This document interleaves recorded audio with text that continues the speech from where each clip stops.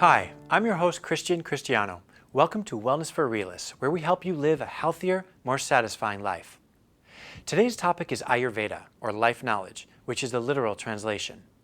Ayurveda, also known as Ayurvedic Medicine, is the traditional medicine of India, where it originated over 5,000 years ago. It is considered by some to be the oldest medical system in the world.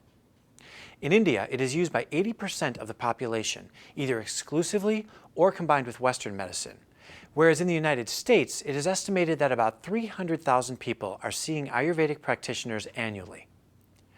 Similar to naturopathic medicine and Chinese medicine, Ayurveda addresses the whole person and seeks to promote good health and strengthen the mind, body, and spirit, rather than to just fight disease. This is done by identifying which dosha or type someone is, and then addressing the underlying foundational imbalances when needed. According to Ayurvedic theory, everything in the universe, living or not, is connected. Good health is achieved when your mind, body, and spirit are in harmony with the universe. A disruption of this harmony can lead to poor health and sickness. Included among the many advantages of Ayurvedic medicine is that practitioners learn all-encompassing health topics, including doshas, which are constitutional types, yoga techniques, herbal therapies, and healthy dietary practices. Ayurveda states that a balance of the three elemental substances, or doshas, equals health, while imbalance equals disease. Clinical internships are often required to become a practitioner of Ayurveda.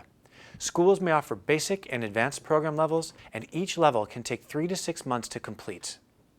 In some cases, students may need to take a college-level anatomy and physiology course prior to enrollment.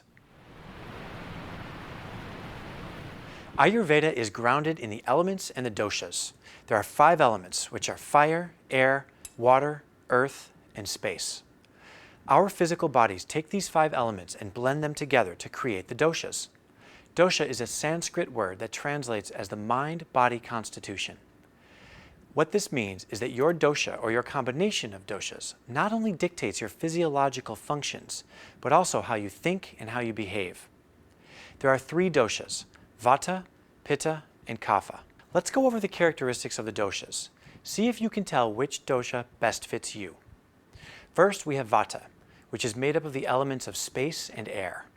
This dosha leads the energy, and because it is highly changeable and quick-moving, Vata people tend to be lean and lively, with a quick-thinking mind and enthusiastic attitude. But due to the somewhat unstable nature of space and air, the Vata type is often the one that can go out of balance first. Once out of balance, these people tend to get stressed faster than the other doshas and can lose their attention spans easily. They may forget to eat and in turn lose weight against their own will. Irregular digestion is also a symptom of imbalance in the Vata type. Next, we have Pitta, which is made up mostly of fire with some water. Pittas have a medium-sized body type and often a reddish complexion. They are neither lean nor heavy and are usually intellectuals with great abilities of concentration. The out-of-balance Pitta has a short temper and argumentative attitude, ready to blame others for mistakes. In balance, they tend towards an athletic body type, but out of balance, they may deal with skin rashes, burning sensations, peptic ulcers, and indigestion. Finally, we have the Kapha type, which is made up of water and earth. Kaphas generally carry a larger frame and are physically strong. They learn a little bit slower, but have a great ability to retain information once they comprehend it. In balance, they are loyal and steadfast people, but out of balance, Kaphas tend to deal with depression, weight problems, and allergies. Each person is born with a combination of these 3 types of doshas, with 1 or 2 dominant doshas determining their physical, mental, and emotional characteristics. In Ayurvedic medicine, an imbalance in any of these doshas is thought to cause illness. Take a minute and think about what combination fits you, and if you're in balance or not. Welcome to Wellness for Realists. Today in the studio we have Laura Plumb, Ayurvedic practitioner and yogi. Laura and her husband Bava also run a school called Deep Yoga in San Diego. We're really excited to have her with us today because she is an expert on Ayurvedic medicine. Thanks for coming in today. Nice to be here. Thank you, Christian. So regarding the doshas, some people say that often people are attracted to the foods that are the least healthy for their dosha type. Is that true? It can be true. Okay. So what we say in Ayurveda is that like attracts like. Okay. Now, like isn't necessarily good or bad. It's just what, the same sort of energies are drawn to attract themselves. So doshas are bioenergies, and what happens is air people are drawn to air activities. Okay. Fire people are drawn to fire activities. That isn't a bad thing. Air people are creative, they're innovative, they dance, they move, they're inquisitive, they're innovative. And that is a good thing, right? Sure. The problem is, like attracting like, when that creates too much of a wave, too much of a pattern, patterns become like rivers. Rivers can ultimately create a grand canyon. Okay. And then it's hard to get out of it. If you're at the bottom of that river, the bottom of the canyon, and you want to get to the other side somewhere, it's hard to get out of that river. What happens is people then would be drawn to foods that are aggravating their dosha. Sure. Okay. So they need to eat foods that would balance their dosha. Okay. An air person needs to eat warming foods, fire, and they need to eat grounding foods, which is what we call water. Okay, so if somebody who has a very hot constitution, we want them to eat cooling foods. Cooling foods, exactly. Okay, instead Very of simple. spicy foods that they, Right. that they might want. Right. Okay, so real quick, so in the urban world, let's talk about the urban world today. There's a lot of chaos, right? Mm-hmm. How does Ayurvedic medicine fit in to busy lifestyles that people have that are living in cities? Well, as you mentioned, Ayurvedic medicine is very, very old. It's an ancient medicine. It's the oldest comprehensive system of medicine in the world. And as such, it's tried and tested over time. It's proven through millennia. But what's interesting is that I really believe it's more relevant today than ever, because it particularly addresses stress. Ayurveda does a couple of things to address stress. One, it helps you remember your true nature. It helps you remember your unique nature so that you have your own proportions of the 5 elements. And you understand that. By understanding yourself, Yes. you understand very quickly how to bring yourself back into balance. Sure. But that understanding is also understanding that you are like nature. Mm-hmm. Nature is really a mirror of what you are. Nature itself is healing. So just remembering that you are nature itself is a healing thought, Absolutely. right? Absolutely. Finally, Ayurveda encourages us to slow down.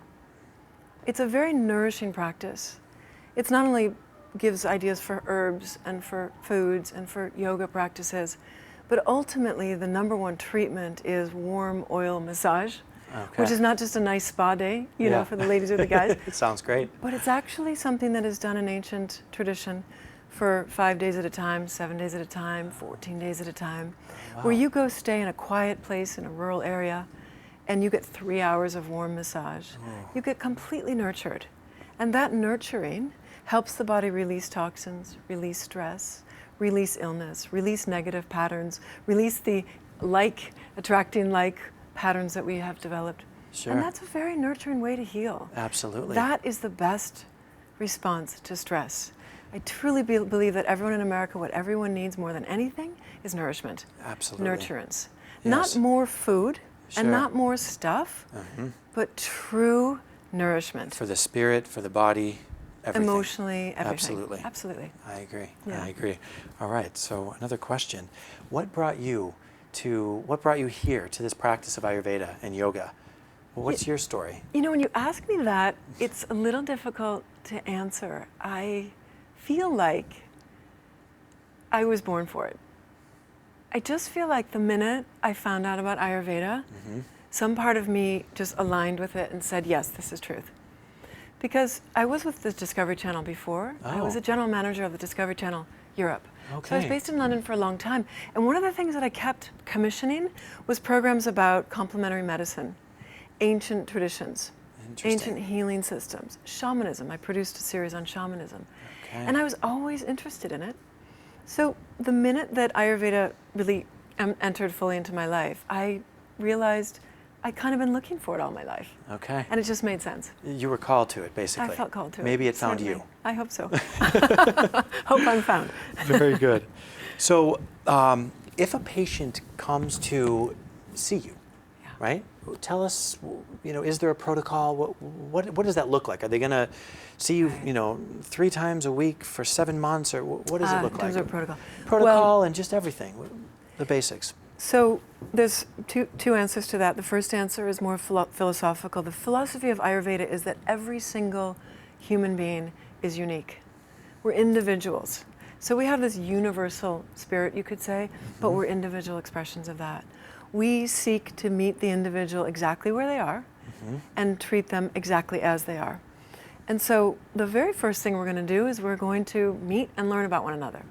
And that's a really important part of Ayurveda, is just to spend some time learning where this person is in terms of what, not just what their dosha is, but how they got to this place of potential imbalance. If they're coming to see me, I presume there's some imbalance. Sure, most likely. Then we're going to design a program based on what their needs are. Okay. So that might mean generally 3 to 4 sessions to begin. Okay. Maybe that's all that's needed. And again, as with most systems of natural medicine, we're seeking to educate and empower. So we want to encourage the person to not need us at a certain point. Yes. 3 to 4 sessions sometimes is all it takes. Okay. But we have people who come see us week after week for a year, because it helps them build momentum and build the momentum they need to not only make change, Yes. but to make really lasting change. Okay, They feel supported in that. Okay, not to interrupt you, just curious about the change they're going to make. Are you going to incorporate herbs, diet, yoga? What does it depend on the person? What I'm going to look for questions from our audience while you answer that. Okay, great. Okay. Well, so then why don't I speak to your audience and answer that? Yeah, perfect. Because a lot of people ask about Ayurveda. A lot of people think it relates just to food. In fact, I have a food blog, so I've probably helped to promote that. But food is one of the tools that we have. We also have herbs, we have exercise, we have lifestyle. We also have a lot of emotional tools to help the person emotionally. Ayurveda absolutely believes that emotions, mind, and mental therapies are a part of whole person wellness. Of course. And so we want a person not just to be physically well, but emotionally and mentally, spiritually well as well. Excellent. So there are a whole number of modalities, and including addressing a person's work, relationship, where they're living. You know, we're really looking at the whole picture. Sure. Very interesting. Yeah. I love it. Yeah. It's very interesting. So we have a question from our audience here. Great. This is from Christine Tully Aranza in Chicago. She Facebooked in, and her question is, I would love to know more about dominant and subordinate typing. If you are dealing with dual doshas, how do you work with that? Always found it harder to understand what to do when the doshas blend. So it's a little more of a technical question, but... It's a great question, Christine, and I'd like to say hello to Chicago. That's where I'm from, and it's nice to hear from you. I feel like most of us are dual dosha, or even tri-dosha. We are all 5 elements. Sure, okay, And so we are interesting. all 3 doshas. The doshas also mean bioenergies. And all bioenergies are necessary for life to function well. The bioenergy of Vata is movement, and we have circulation, we have thoughts, we have the breath, breathing in and breathing out. That flow is essential. Sure. We have Pitta, which is helping with digestion and metabolism, the fact that we can think and metabolize our thoughts. And then, of course, Kapha gives us structure, bones, also the water in our body. Okay. So what you have to look at is what do the doshas have in common? For instance, Christine, if you were Vata Pitta, I don't know because I don't know you, but you would have, what would Vata Pitta have in common? They're light, they're subtle. So you need more grounding. You need the water element. So you just think that way. If you are Vata Kapha, for instance, they run cold.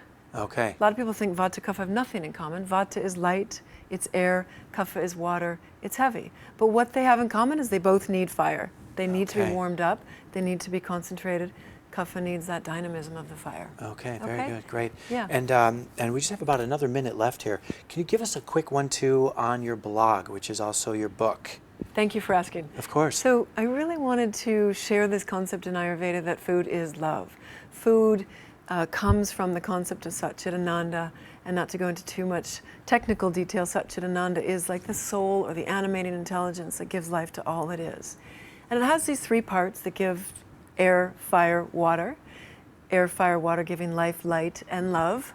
That water element relates to the love element. And so food, it's not just that I love food or we should all love food, but that food is really nature, Mother Nature, we call it Mother, loving you. It's her gifts of love. And if we really understood that, I think we might change our relationship to food. We wouldn't just grab and shove it down our mouths. We would sit, we might meditate, we might pray. we might cultivate a more sacred relationship with food that would make us healthier. I agree. And the world healthier. Excellent. So ultimately, this blog is about nourishment. It's about offering nourishment to your audience, to the readers. It's full of recipes primarily, Okay. but it's also got various suggestions. It's got articles about doshas, elements, seasons, and how to live accordingly. Excellent. Yeah. Thank you Thank so you. much. Thank Thanks you, for coming in Christian. today. Delight. Yeah, we really appreciate it. Appreciate you. Thank you. Are you ready to allow nature to guide you in regards to your health and wellness? Have you tried multiple diets and food plans but still end up not feeling like your body is operating at its optimum health level? Maybe it's time for you to consider incorporating Ayurvedic medicine into your life. A practitioner will help you get clear about which dosha or combination of doshas you are, followed by directing you to the foods that best serve your body. People are often drawn to the exact opposite nutrition that their bodies require. For example, the Pitta type often loves spicy foods, even though they already have an internally warm constitution. It is helpful to know exactly what your body needs and what to avoid in order to thrive. The more you learn about your body, the more likely it is that you will make healthy choices. We challenge you to start today, and don't forget to reach out to us on Facebook or Twitter and let us know how it's going. Send us your questions and share your challenges and your successes. We want you to take charge of your health and happiness and to live a healthy, prosperous life. For more Wellness for Realists, be sure to subscribe to us at emPOWERme.tv. Like us on Facebook, follow us on Twitter, and you can find me at acupuncturebychristian.com.